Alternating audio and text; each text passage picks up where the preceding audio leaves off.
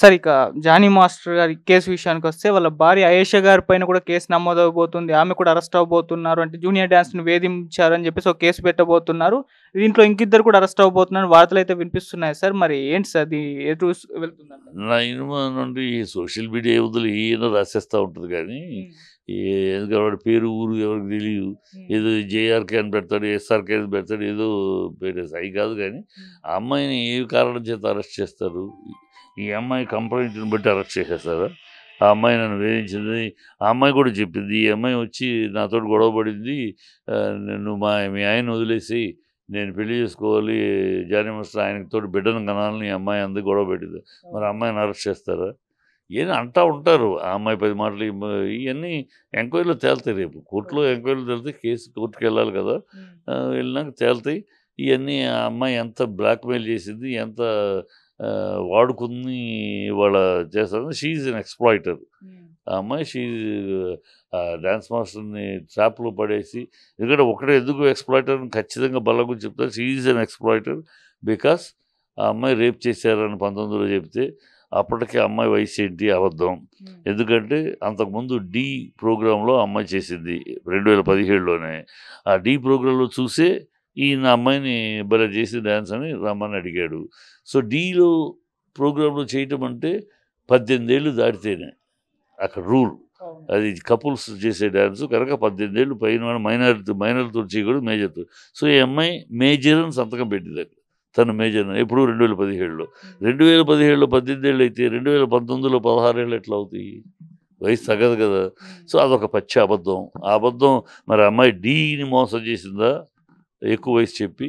లేకపోతే ఇప్పుడు ఇక్కడ మోసం చేస్తుందా? అదొకటి తేలాలి. తర్వాత రేప్ చేసాడు అన్న తర్వాత మరి దూరంగా ఉండాలి కదా! ఆయన వల్ల నాకు భయం. అప్పుడేమో ఆయన ఇంత మాస్టర్ కాదు 2019లో. Ordinary one of the upcoming dance master. ఇప్పుడు ఆయన డాన్స్ మాస్టరు అసోసియేషన్ అప్పుడేం కాదు. ఆయనకు భయపడ్డానంటలో అబద్ధం. అర్థం లేదు. నువ్వు బయటకు చెప్పొచ్చు, ఎవరికైనా చెప్పొచ్చు. అప్పుడే పోలీసు సరే అన్నీ ఇవ్వకపోయినా మరి ఆయనతోటి ఎందుకు ప్రయాణం చేసావు 2024 దాకా? ప్రయాణం మామూలుగా చేసావా? మామూలుగా ఆయన దగ్గర అసిస్టెంట్‌గా పనిచేసివి. ఆయన హీరోగా, నువ్వు హీరోయిన్‌గా ఒక సినిమా ముహూర్తం చేసివి. ఆయన పెళ్లి చేసుకుంటాను అని పెళ్ళాంతోటి వెళ్ళి గొడవ చేసివి ఆయన భార్యతోటి. ఇయన్నీ ట్రావెల్ ఏంటి? ఎవడన్నా రేప్ చేసిన వాడితోటి తను రేప్ చేసిన వాడితోటి ప్రయాణిస్తుందా? అంగీకరిస్తే ప్రయాణిస్తది.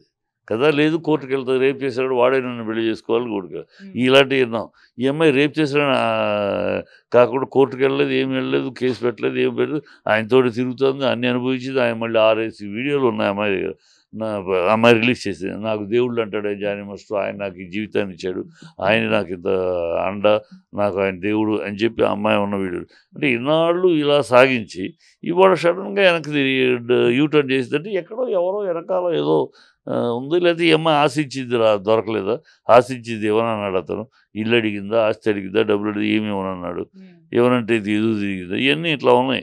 ఎక్స్‌ప్లాయిటేషన్ చేయడానికి ప్రయత్నించింది. అది దొరకలేదు. కనుక ఇక ఇలాగూ తిప్పే ఆధారాలు లేవు, ఏమీ లేవు. ఇప్పుడు రేప్ చేసాడు 2019లో ఏం ఆధారం?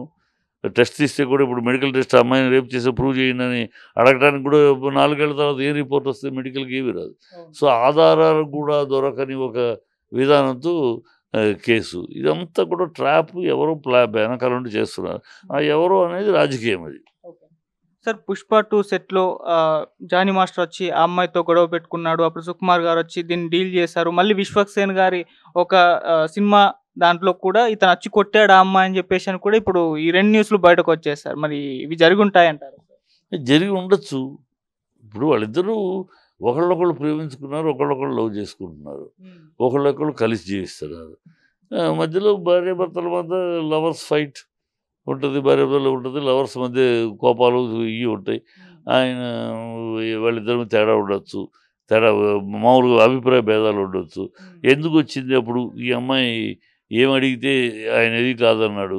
సో, అయన్నీ వేరు. అయన్నీ పర్సనల్‌గా లవర్స్ మధ్య రకరకాల లవర్స్ మధ్య అనేక గొడవలొస్తాయి. అనేక కాంప్రమైజ్‌లవుతాయి వేరు. దానికిను ఆయన 19లో రేప్ చేసాడని దానికి సంబంధం ఏంటి? 19లో రేప్ చేస్తే అసలు నువ్వు ఎలా ఆయనతోటి ప్రయాణం చేసావు? సో, ఇది టోటల్ డొల్ల. వినటానికి ఏ అమ్మాయి కూడా రేప్ చేసిన వాడితోటి మళ్ళీ అడుగు ఎయ్యదు. ఈ అడుగు మళ్ళీ వాడితోటి ఎయ్యదు. వాడి మొహం కనపడితే కాండ్రించి ఉమ్మొస్తది. చెప్పు తీసి కొడతది మళ్ళీ దగ్గరికొస్తది తప్పితే ఏ అమ్మాయి చెయ్యదు. నువ్వు కంప్లైంట్ ఇవ్వచ్చు. కంప్లైంట్ ఇవ్వడానికి భయం ఏముంది? భయం అని పిచ్చి మాట చెప్తే 2018లోనే ఇండస్ట్రీలో ఒక కమిటీ ఏర్పాటు చేశారు. కమిటీ ఏర్పాటు చేసి ఫిల్మ్ ఛాంబర్‌లో ఒక బాక్స్ పెట్టారు. మీరు సీల్డ్ కవర్ ఇయ్యండి. ఎవరైనా సరే జరిగింది అన్యాయం అంటే సీల్డ్ కవర్ ఇయ్యండి. సీల్డ్ కవర్‌లో మ్యాటర్ రాసేయండి. మీ పేరు గాని, ఇంకోటి గాని బయటికి రాకుండా, ఎవరు ఈ కంప్లైంట్ చేసింది కూడా బయటికి రాకుండా చూసుకునే పూచి మాది అని హామీ ఇచ్చింది ఫిల్మ్ ఛాంబర్. ఫిల్మ్ ఛాంబర్ అంటే హెడ్ ఆఫ్ ది ఇండస్ట్రీ. అది హామీ ఇచ్చింది. మరి ఆ హామీ ఇచ్చుకుని 2018లోనే ఆ కమిటీ ఉంది. 2019లో జరిగితే ఇవ్వచ్చు కదా ఆ రోజు కమిటీ. నేను భయం అసలు లేదు. ఈ పేరు బయటికి రాదు. నాకు వృత్తి దెబ్బతింటదని పేరు బయటకు వస్తే కదా కూడదు. ఏమీ రాదు. మరి ఎందుకు వెళ్ళా? సో అప్పుడేమీ లేదు. అప్పుడంతా హ్యాపీగా ఎంజాయ్ చేస్తున్నాం. ఆయన కంపెనీని, ఆయన తోటి పనిని, డబ్బులు అన్నీ ఎంజాయ్ చేస్తున్నాం. ఇప్పుడు ఇంకేదో అత్యాశ కోరింది. అత్యాశ జరగలేదు. దాంతోటి అంతే క్లియర్‌గా కనపడుతుంది. ఆ లైను అమ్మాయి స్టడీ చేస్తే, అమ్మాయి చెప్పిన విషయాలను స్టడీ చేస్తే ఖచ్చితంగా ఇది ఒక బ్లాక్‌మెయిలింగ్ గేము, ఎక్స్‌ప్లాయిటింగ్ గేమ్.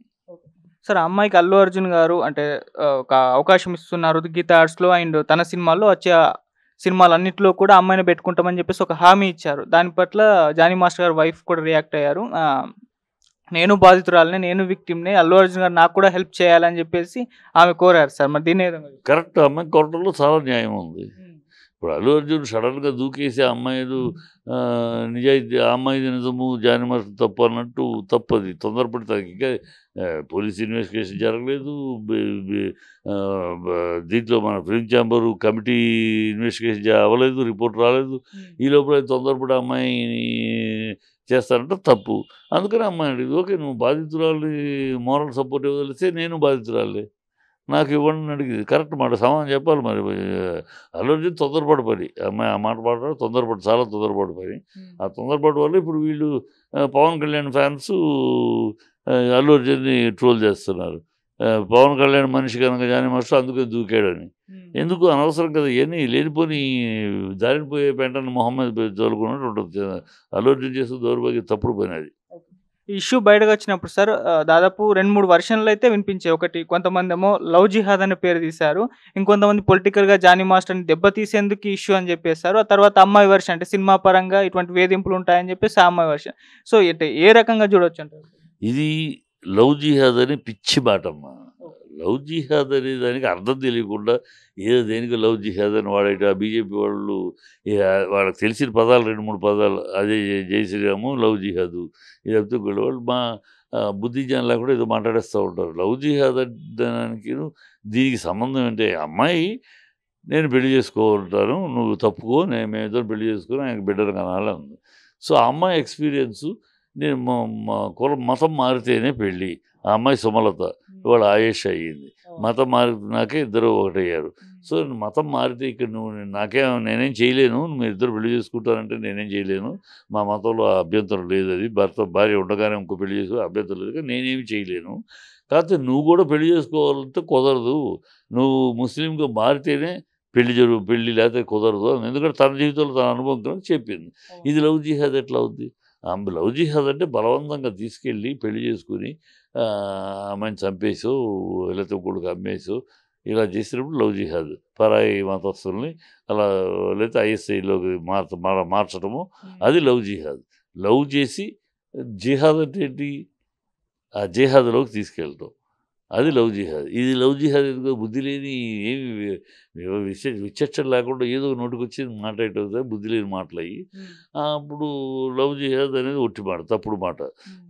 ఇప్పుడు ఆ అమ్మాయి అంది, నువ్వు ఇవాళ మాట్లాడే బదులు ఇన్ని సంవత్సరాలు ఏం చేసావు అని అడుగుతున్నా. 2019లో రేపు జరిగితే ఆ రోజే నువ్వు ఫిల్మ్ ఛాంబర్లో ఎవరు నీ అడ్రస్, పేరు, ఊరు తెలియకుండా కాపాడుతామని హామీ ఇచ్చింది ఇండస్ట్రీ. అప్పుడు ఇండస్ట్రీలోకి నువ్వు కంప్లైంట్ ఇచ్చి ఉండొచ్చు. 20 ఇవ్వచ్చు, 21 ఇవ్వచ్చు, 22 ఇవ్వచ్చు, 23 ఇవ్వచ్చు, 24 దాకా 5 ఏళ్ళు ఆయనతో ట్రావెల్ చేసి ఆయనతోటి దేవుడు రాముడు అని చెప్పి ఇప్పుడు మాట్లాడటంలో, ఇప్పుడు ఇండస్ట్రీలో అంటే ఇండస్ట్రీలో సక్సెస్ అయిన వాళ్ళందరూ బెడ్లో పడుకుంటే అయ్యారా? నీకు చేత కాకపోతే, నువ్వు సక్సెస్ కాకపోతే ఇంకోళ్ళు అందువల్ల అయ్యారు అనుకుంటే ఎట్లా? బుద్ధి తక్కువ మాటలు చాలామంది మాట్లాడతారు. ఏదో ఈ ఇండస్ట్రీలో పడుకుంటే ఎన్నో సంవత్సరాలు ఇండస్ట్రీలో చెడిన వాళ్ళని జరదీస్తుంది ఇక్కడ ఇండస్ట్రీ తనకు తానే ఎవరిని జరపదు. చెడేవాళ్ళు వాళ్ళు వచ్చి వాళ్ళంతటి వాళ్ళు చెడతారు. ఏ వ్యామోహంలోనో ఏ గ్లామర్లోనో పడి వాళ్ళు చెడతారు. కానీ ఇక్కడ వచ్చి ఈ పడుకుంటే వీళ్ళకన్నా అప్సరసలు దొరుకుతారు. కోట్లు పెట్టి సినిమా తీస్తా ఈ మొహాల కోసం ఎవరికి ఏ రోగం ఉందో కూడా తెలియని మొహాల కోసం అని ఎవడో ఎగబడ్డు కదా. ఇవన్నీ పిచ్చి మాటలు. పడుకున్నాడు హీరోయిన్ పెద్ద సక్సెస్ అయిందంటే వాడు ఇప్పుడు శ్రీలలో 10 మంది దగ్గర పడుకుంటే హీరోయిన్ అయిందా? సౌందర్య నేను తీసుకొచ్చిన సౌందర్య 10 మంది దగ్గర పడుకుంటే టాప్ హీరోయిన్ అయిందా? రమ్యకృష్ణ ఒక పెద్ద రామస్వామి పెద్ద ఆయన మేనకోళ్ళు ఇండస్ట్రీలో ఆల్రెడీ ఒక పెద్ద ఫేజ్ ఆయన మేనకోళ్ళుగా వచ్చింది. అమ్మాయి 10 మంది దగ్గర పడుకుంటే పెద్ద హీరోయిన్ అయింది. చిల్లర మాటలు చీప్ మాటలు. మీరు ఫెయిల్ అయితే అయ్యి ఉండొచ్చు. ఫెయిల్ అయిన వాళ్ళు మాట్లాడే మాటలు. ఎంతోమంది ఇండస్ట్రీ పేర్లు చెప్తే సిగ్గు చచ్చిపోద్ది. ఎంతోమంది మహామంది దాని అది ఎక్కడ దాని రమ్మను ఎక్కడది ఉసే అనిపించుకున్న వాళ్ళు ఇండస్ట్రీలో వచ్చి అమ్మ మేడం అనిపించుకున్నారు. ఇండస్ట్రీ అలాంటి వాళ్ళకు కూడా గౌరవ చిరునామా ఇచ్చింది, గౌరవ పిలుపు ఇచ్చింది. వాడే నా కొడుకేటి రమ్మను అనిపించుకున్నవాడు సారు మీరు అనిపించుకున్నారు. ఇండస్ట్రీ అనేక మందికి చెడిపోయిన వాళ్ళని చేరదీసింది, అనేక మందికి గౌరవ చిరునామా ఇచ్చింది. ఊని ఇక్కడికి వచ్చి చెడిపోయారు అని పిచ్చి మాటలు. అన్ని ఇండస్ట్రీలో ఉన్నట్టే అన్ని సమాజంలో ఉన్నట్టే మగవాడు కొంతమంది మగవాళ్ళు ఆడదాన్ని అందాన్ని అంగసౌష్ఠవాన్ని ఆస్వాదిస్తాడు, మరి కొంతమంది అనుభవించాలని కోరుకుంటాడు. ఈ శాఖలు ఎప్పుడూ ఉన్నాయి. అలాంటి నడతకుంటే దానివల్ల సినిమా ఫీల్డే ప్రత్యేకంగా ఇక్కడ ఇందుకే పనిచేస్తారు, ఇందుకే అమ్మాయిల కోసమే బతుకుతారని పొరపాటు. ఇవన్నీ పిచ్చివాగుళ్ళు, ఓడిపోయే వాళ్ళు ఎత్తుక్కునే కూటి సాగులు. వాళ్ళు సక్సెస్ కాకపోతే కొంతమంది కులాల కారం పెడతారు, కొంతమంది మతాలు అంటారు, కొంతమంది ఇలా బెడ్ మాటలు అంటారు. ఓడిపోయిన వాడు పనికిరాని వాళ్ళు failure people search for a reason. అలాంటి రీజన్లు ఇవ్వండి సార్. మీరు ముందే చెప్పుండాల్సింది అన్నారంటే 2019 or 18 అమ్మాయి ఫేస్ చేసినప్పుడు. సో పూనంకారు గారు ఒక ట్వీట్ చేశారు, నేను త్రివిక్రమ్ గారి గురించి మాకి ఎప్పుడో ఇన్ఫార్మ్ చేశాను, కాకపోతే వాళ్ళు ఏం పట్టించుకోలేదని అన్నారు. మరి ఈ అమ్మాయి విషయంలో కూడా ఆ టైంలో ఎలా పట్టించుకోవాలి? నువ్వు ఒక ట్వీట్ 3 నెలలకు ఒకసారి ఏదో ఒక ట్వీట్ చేస్తూ ఉంటావు గబుక్కుని నిద్రలేసి. వచ్చిన తర్వాత ఫాలో అప్ కావాలి. నేను పిలిస్తే రావాలి, పిలిస్తే వివరాలు చెప్పాలి. నువ్వు ఏదైనా చెప్తే ఈ సందర్భం జరిగింది, ఇలా జరిగింది, అలా జరిగింది, ఊరిని బ్లైండ్గా ఆయన చేయబట్టుకున్నాడు అంటే కుదరదు కదా. దాని మీద పెట్టి కేసు పెట్టలేం కదా. She has not complaint, she has given information. Complaint అందుకని ఇన్ఫర్మేషన్ ఇచ్చా, ఓకే రా వచ్చి వివరాలు చెప్పండి. ఇంతవరకు ఎన్నిసార్లు ఫోన్ చేస్తే ఎన్నిసార్లు వచ్చింది అమ్మాయి? ఎప్పుడు రాదు, ఎప్పుడు గబుక్కుని వెళ్ళిపోయి 3 నెలలకు ఒకసారి ట్వీట్ పెడతా ఉంటుంది. ఇవన్నీ ఎట్లా యాక్షన్ తీసుకుంటావు? You should give a complaint. అది కంప్లైంట్ ఇచ్చి వాడు పిలిచినప్పుడు వచ్చి కొంచెం ఏం జరిగింది ఏం చెప్తే కదా మేము సాక్ష్యాధారాలు సేకరించడమో లేకపోతే సర్కమ్స్టాన్షియల్ ఎవిడెన్స్లో జరిగి ఉండొచ్చు అని నిర్ణయానికి రావడం ఉంటుంది. ఏమీ లేకుండా నీ ట్వీట్ని పట్టుకుని మేము చేయాలి. అమ్మాయి ఊరిని ఎప్పుడో బుద్ధి చెప్పు. ఆ అమ్మాయి పెద్ద హీరోయిన్ అవ్వాలనుకుంది, అవ్వలేదు, ఫెయిల్యూరు. కనుక ఆ ఫెయిల్యూర్కి అయ్యో కారణాలు పిచ్చి పిచ్చి వాగుళ్ళు తప్పితే నువ్వు ఉంటే సిన్సియర్ రా, ఇవాళైనా రా, చాపర్కి రా, వచ్చి ఇప్పుడు కూడా రావక్కర్లేదు, పోనీ అడుగుతున్నాను ఫుల్గా డీటెయిల్స్ తోటి సీక్రెట్గా సీల్డ్ కవర్ ఇవ్వు.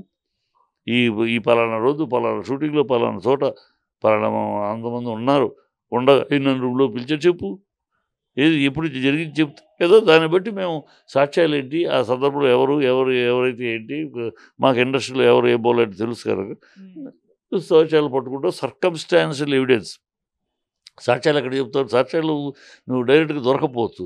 కొన్ని సందర్భాల్లో circumstantial evidence even police department కడుతుంది. సర్కమ్స్టాన్షియల్ ఎవిడెన్స్ ప్రకారం అయ్యి ఉండొచ్చు, ఇక్కడ అవకాశం ఉంది, 100% 180% అవకాశం ఉంది. ఇలాంటి విషయం ఇలా తీసుకొచ్చి కూడా ట్రాక్ చేస్తాం. సో అవన్నీ చేయడానికి చెప్పాలి కదా ఎప్పుడు జరిగింది. జరిగింది, నేను చేసాడు, ఆయన అలాంటోడు, ఈయన ఇలాంటోడు అంటే సరిపోదు కదమ్మా. ఆ అమ్మాయి పూర్వం కవర్ ఏదో 3 నెలలకు ఒకసారి మత్తు వదలరు 3 నెలలకు ఒకసారి గౌకుని వేసి ట్వీట్లో పెడుతుంది, మళ్ళీ తర్వాత అడ్రస్ ఉండదు. సార్ అంటే అమ్మాయి వేధింపులకు గురైనప్పుడు అప్పుడు చెప్తేనే పట్టించుకుంటారా, లేకుంటే ఒక 4-5 సంవత్సరాల్లో నిజంగా వేధింపులకు గురై చెప్పలేక అనిగిపోయి ఆ తర్వాత రోజు బయట పెడితే చెప్పలేక అనేది పిచ్చి వాగుడు. 2018 ముందు ఆ మాట అంటే ఓకే, 2018 తర్వాత చెప్పలేక అనే మాట పిచ్చి మాట. ఎందుకంటే ఛాంబర్లో బాక్స్ ఉంది, మీ పేరు బయటికి రావమని ఫిలిం ఛాంబర్ హామీ ఇచ్చింది. ఫిలిం ఛాంబర్ అంటే ఇండస్ట్రీ మొత్తానికి హెడ్. అది ఫిలిం ఛాంబర్ హామీ ఇచ్చింది, మీ పేరు బయటికి రాదు, మీరు సీల్డ్ కవర్లో మీరు ఎవరు ఏం జరిగింది చెప్పండి అన్న. ఇంకా దానికి భయం ఏంటి? ఇంకా నీ పేరు కూడా బయట రావు, నువ్వు భయపడాల్సిన అవసరం ఉంది. గాలి మంట సోళ్ళు కబుర్లు, నాకు భయం వేసింది, నా కెరీర్ ఏమన్నా అయిపోద్ది. ఎందుకొద్దు, నీ పేరు కూడా బయట రానప్పుడు కెరీర్ ఉంది. ఇవన్నీ కుట్టి సాకులు, ఏదో బురద తెలియటం, ఆ తర్వాత దానికి ఏదో సాకులు చెప్పటం. మన వాళ్ళే మేము ఆడపిల్ల కదండి, ఆడపిల్ల బయటకు వచ్చి ఎలా చెబుతుందండి? ఎందుకు చెప్పదు? ఇలా కూడా చెప్పకపోతే ఇంకా జరగనట్టే లెక్క. ఈయనకి ఇంత సేఫ్టీ ఇస్తే కూడా చెప్పకపోతే ఇంకా నువ్వు ఊరినే బ్లాక్ మెయిలింగ్ చెప్తే ఇంకోటి కాదు అని అర్థమైపోతుంది. ఉంటే నిజమే చెప్తావు కదా వచ్చి.